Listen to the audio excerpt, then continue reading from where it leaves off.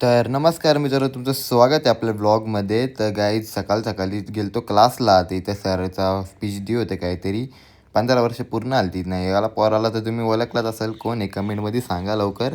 नाही हो बघा, याचा हात झाला फ्रॅक्चर. मग आलतो बड्डेला, तर बड्डेत आला आणि निघलो डायरेक्ट पटीपटीतून डायरेक्ट निघलो नेरलला. ना मग नेरलची चाललेलो नेवाली मामा घ्यायला आलता. पोहोचलेलो फायनली नेवाली. त्यानंतर मग व्यादांनी लावलेलं काय डॅमेज धोनीचा पिक्चर. नाही हो बघा, असं जेवायला बसलेलो आम्ही. नाही हो बघा, असं हसतोय बघा. नंतर निघलो काहीच घरी जायला. झालतो पाका लेट.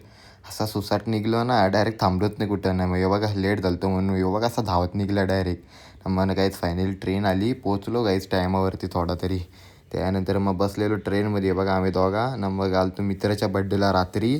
ते बघा केक कटिंग चालू होती ना. भाईला बघा कसा भूत केलता ना, अजून आलो ना अजून भूत केला. त्यानंतर मग आलो घरी. बारसाला गेलतो. ते बघा कशी पोरा चालल्यात, कशी नाचा लागल्यात बघा. त्यानंतर काय बघा अशी लाईनीत बसल्यात सगळीच्या सगळी बघा.